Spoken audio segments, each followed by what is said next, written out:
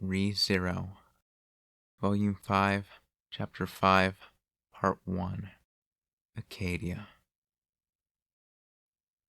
The head of the running land dragon flew from the base of its neck. It had a conscious creature to pull it. The large frame of the carriage tumbled accordingly, leaping off the road and turning onto its side. The overturned vehicle made a spectacular gash in the ground, kicking up a dust cloud with a great roar. In an instant, they formed a disastrous picture, with the carriage wrecked and the fallen land dragon's body tangled in one of the wheels. They were in a tranquil, forested area in the mountains, surrounded by trees on all sides. The dragon carriage had already entered the Mather's dominion. It was probably about 2 hours of running from reaching its destination. But the dragon carriage had been cruelly destroyed along the way, only the sound of a free-spinning wheel resounding through that hollow place. Yet the land dragon, a corpse, and the vehicle nothing more than a wreck, the scent of blood began to hover over the area. And there, a young man lay, raising a voice of lament after being thrown from the dragon carriage. He'd fallen into a cluster of bushes a short distance away from the half-destroyed dragon carriage. Mosses and vines had likely cushioned his fall. Miraculously, the youth's injuries were quite light. His defenseless state didn't mean he didn't feel the pain of his wounds. He was scratched and bruised in several places. Fortunately, he had no broken bones, nor any major blood loss from his wounds. The pain was more than enough to make him cower like a little child in shock. The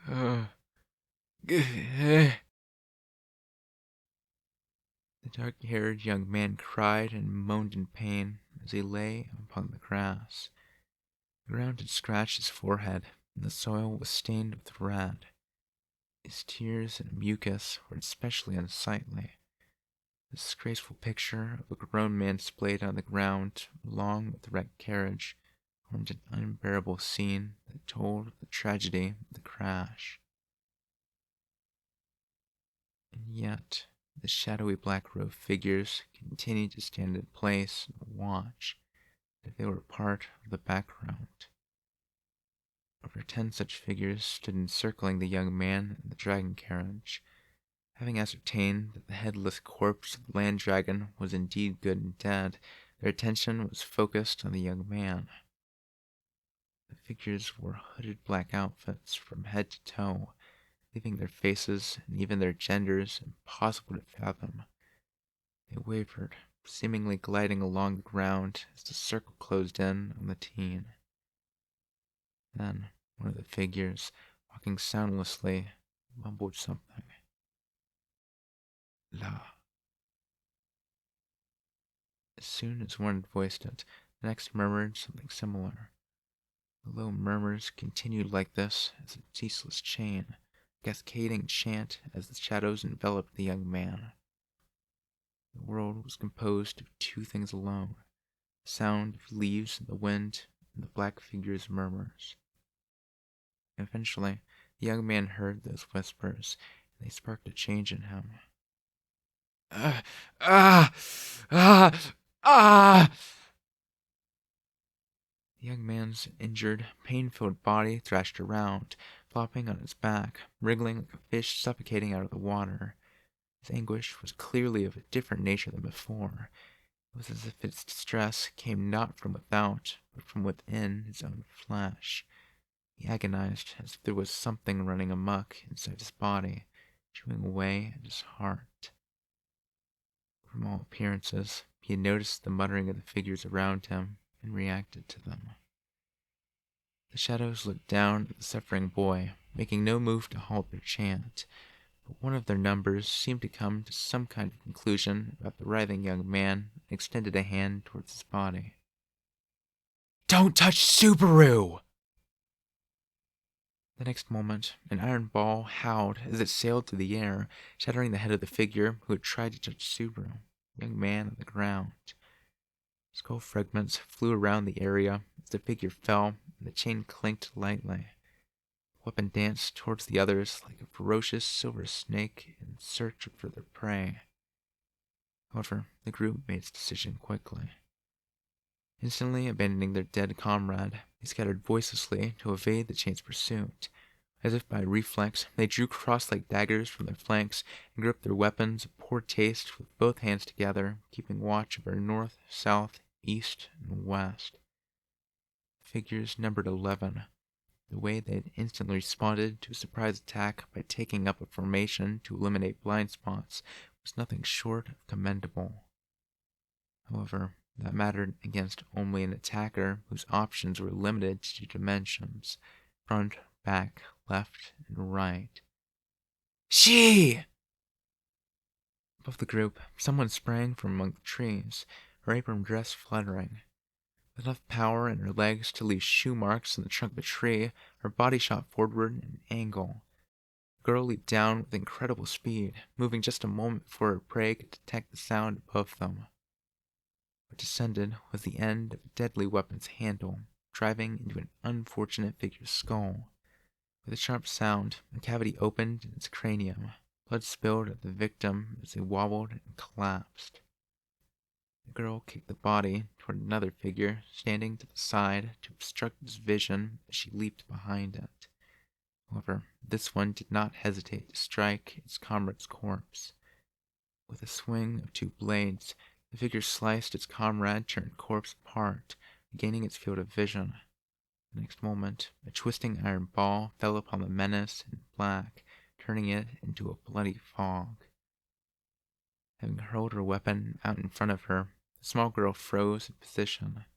Seeing that she had stopped, the figures took the brief opening to hurl their cross-like swords in unison.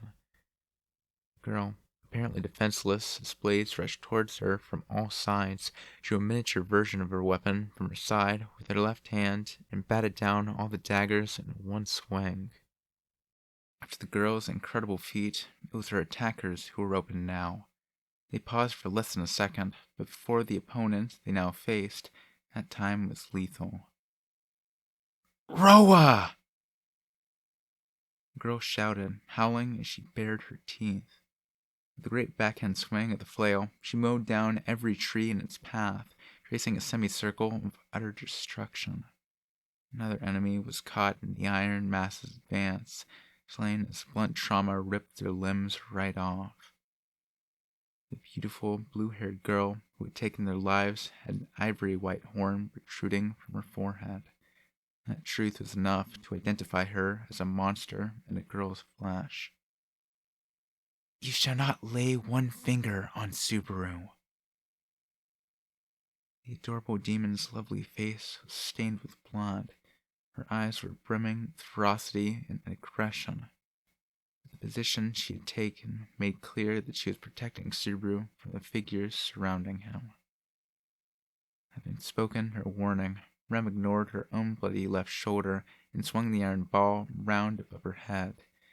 She sustained the wound to her shoulder when the dragon carriage went on its side, unable to completely evade the carriage as it bounced. If she'd been by herself, she would most likely have escaped uninjured, but that wasn't possible with Subaru in her arms. It was all she could do to use her own body to shield Subaru and throw him to a safe place. She had seen him fall in the bush as she intended, while she shared the same fate as the wrecked dragon carriage. As a result, her forehead had been lacerated, and a branch had stabbed her left shoulder fairly deeply. She seemed to have a fracture in her left femur close to her hip.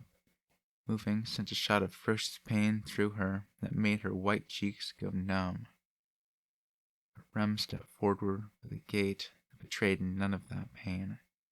She glared at the group in black, spewing in a voice filled with hatred. Witch coat! Rem spat blood as she called out to them. As before, the figures made no sign of a human response. Unchanged, they faced off against Rem, almost as if they weren't even conscious of what they were doing. They were at an impasse. The instant Rem made that judgment, she moved first to break the stalemate. Yah! She altered the course of the iron ball she was swinging above her head, lengthening the chain to its full extent. The single blow snapped the trees along the side of the road, smashing wood and soil together and sending them flying toward the figures. Her opponents furiously leaped and ducked to evade, then rushed at Rem to seize the opening that she had given them. Rem, her arm extended, twisted her body so that she could draw her limb and distant weapon back to her. However, a blade would tear into her chest before the iron ball could arrive. Rah! A moment before the tip of the figure's knife reached Rem, her demon foot rose from below to send its jaw flying. No, this was not a metaphor for its head being kicked aloft. The blow was so powerful that her enemy's jaw literally sailed away.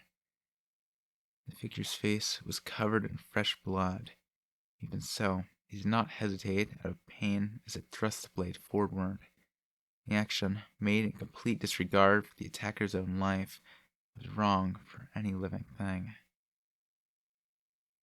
The head of the figure who had failed such a basic biological test was shattered from behind as Rem's iron ball returned.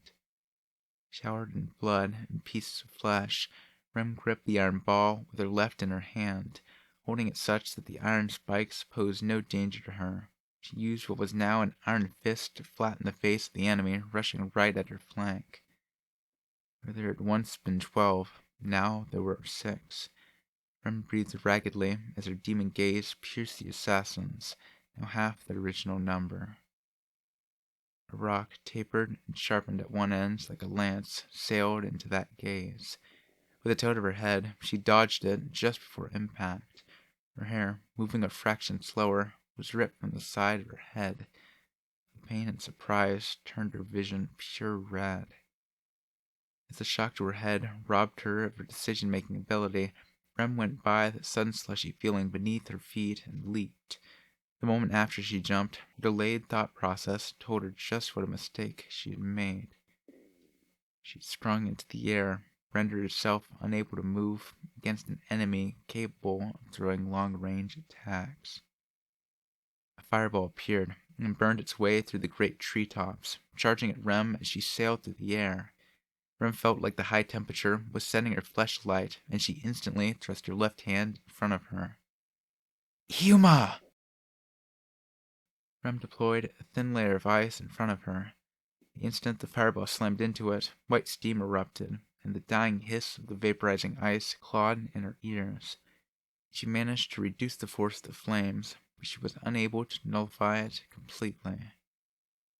Her decision was instant. She plunged her left fist, still in motion, into the inferno, sacrificing it to break the flames apart. Ah! Withstanding the explosion in midair, Rem's body spun as it was blown away, and her back collided with the trunk of a tree. The thick trunk broke and crashed to the ground with Rem on top. When she got up, she groaned in agony with a dull pain in her left arm. When she looked at the scorched remnants of her limb, she couldn't even feel pain past the elbow. Without the services of a healer on Ferris's level, no doubt she'd never have use of that hand again. Even with a grave wound like that, Rem bit her lip and dragged her mind back to reality. She grit her teeth against the pain, using her aggression and rage to light a fire in her belly and drive the anguish out of her mind. She roared, asserting her own existence, and tried to draw even a little of the figure's attention to her. She prayed only that Subaru had vanished from their awareness. But one of the group had approached without a sound, and it drove a hand into Rem's torso with incredible force, slamming her into the great tree behind her. The force, enough to crack Rem's sternum and crush her internal organs, left her spitting out a copious amount of blood. Coughing up the sticky liquid burned her throat. Her body sank in the agony that coursed through every corner of it. When the hand lashed out again, with sheer luck, she fell to her knees and escaped having her skull crushed. The palm thrust into the great tree behind her, sending it sailing away with unbelievable ease. The unarmed figure, able to form craters in the ground's surface with a single stomp, was clearly different from the others. When it leaped sideways in pursuit, Rem rolled to evade it, spat out the blood remaining in her mouth, and searched for an iron ball she dropped. Ah! Ah! The instant she dodged a stone lance, which still grazed the side of her face, a rock slammed right into her body from behind. Her spine creaked ferociously, and her small form crashed into the ground and bounced into the air. The unarmed figure was waiting for Rem at the end of her arc. They were holding in their hand the iron ball Rem had released, and they swung the deadly spiked weapon up to meet her mid-bounce. Elhuma! The chant she'd built up burst out of her lungs. Minute combined with the blood she spat out, freezing it over. A blade of crimson ice sliced off the arm of the one holding the iron ball, forcing his thick limb to drop the weapon. Gah! Crashing into the ground, Rem regained control of her body and snatched up the handle of the fallen iron ball into her right hand. Simultaneously, she kicked the weapon itself at the figure from behind, using the weight of the ball to tightly wrap the chain around its thick neck. A dull sound echoed as she snapped its spine. Seeing her foe's head turn at a 180-degree angle back at her, Rem relaxed slightly after felling a powerful foe. That instant, the figure's body, which should have been powerless, lashed out with a ferocious kick that devastated Rem's torso. The blow connected with her left side, fracturing every bone in that half of her rib cage and completely snapped her fractured left thigh. After that one blow, the figure expired for good this time. The damage Rem suffered was severe. Ah! Moaning and coughing up blood, she cursed her now useless left side as she stood back up. She'd likely just taken care of the best that the enemy group had. There were 5 left. The fact that they hadn't approached her meant that close combat wasn't their specialty. She could still do this. She could get close and snap their necks. But could she really do that when only her right side could move properly? What a weakling I am! Rem shook her head, suppressed her frail musings, and roused her despairing self. Whether she could didn't matter. She had to do it. She had to. So her left side was dead to her. What of it? She could still move her right side. If her right arm became useless to her, she'd stomp them with her foot. If her right leg became unusable, she'd tear out their throats with her teeth. If she killed the last one and Subaru was still alive, Rem would have won. The moment she thought of why she fought, Rem's heart sought the sight of the young man dear to her. She looked toward where he had fallen to suppress the last of the hesitation within her. She would burn that final image in her eyes, and it would be the kindling to set her heart ablaze. Subaru? He was gone. Subaru ought to have been there, gasping from pain, from agony, from fear. But he was not. Rem hastily scanned the whole area. She wondered if he'd been caught up in the battle and knocked away somewhere. Search as she might, she couldn't see him anywhere. Then Rem finally realized. They're one short. There were 5 figures left among the group, but Rem could only make out 4. The figures had shifted to stand side by side, blocking the road, arms lowered with crosses in both hands. It was as if they had moved to conceal their comrade from Rem's field of vision, to keep her away from their ally as they fled with Subaru. Why, you... Her shaking voice fell from trembling lips.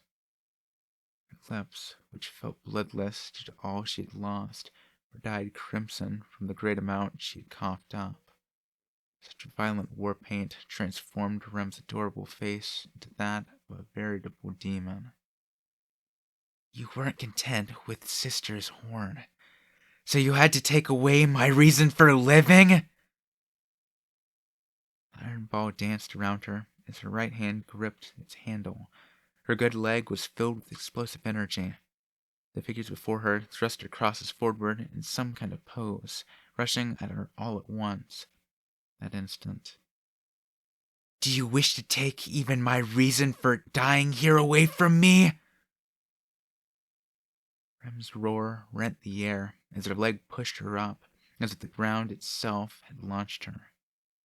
To the front, an enormous wall of flame spread out before Rem as she leaped.